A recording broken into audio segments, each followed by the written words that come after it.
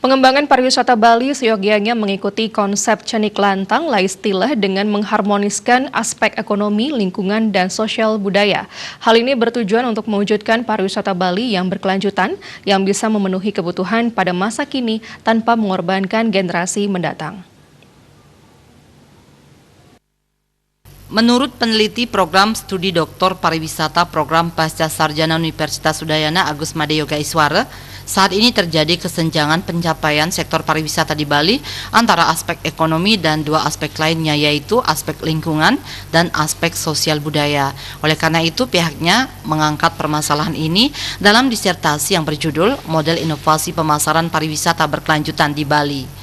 Penelitian ini juga telah dibahas dalam fokus group discussion secara daring online pada 15 April 2020 dengan melibatkan 18 panelis dari kalangan praktisi dan pemangku kepentingan di bidang pariwisata di Bali.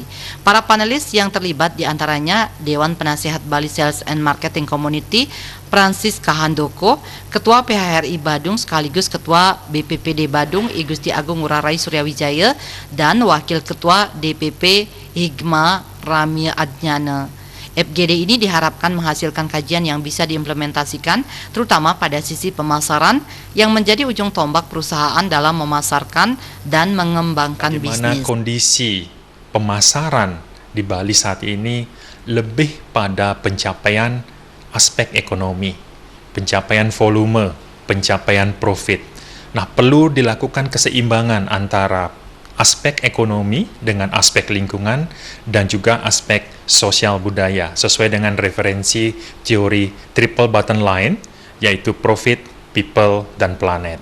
Seyogyanya Bali bisa kita kelola dengan konsep yang telah dicetuskan oleh para pelingsir kita, salah satunya adalah Bapak almarhum Agung Prana, yaitu Cenik Lantang Laistilah. Cenik berarti kita tidak eksplor terlalu berlebihan, kemudian Lantang memiliki visi jangka panjang, kemudian Lais memiliki daya saing, dan Tilah itu sustain atau tidak habis-habisnya.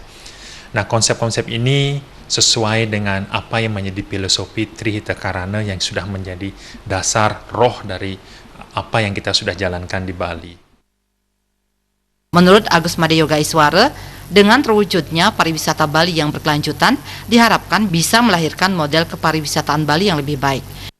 Keberlanjutan yang kita maksudkan di sini adalah bagaimana kita dalam memenuhi kebutuhan kita saat ini tanpa harus mengganggu dan mengorbankan kepentingan masa depan dalam memenuhi kebutuhannya. To meet the need of the present without compromising the ability of future generation to meet their need.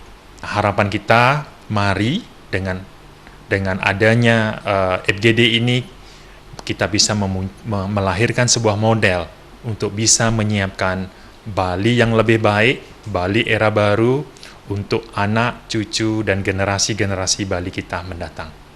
Yoga Iswara menambahkan FGD online ini tidak hanya semata-mata sebagai syarat untuk menyelesaikan tugas akhir program S3 Pariwisata Udayana, namun juga mencari solusi pola-pola keberlanjutan yang bisa diterapkan di Bali sekaligus sebagai momentum untuk menata pariwisata Bali yang berbudaya, berkualitas dan berkelanjutan menuju Bali era baru sesuai visi Nangun Satkerti Loka Bali.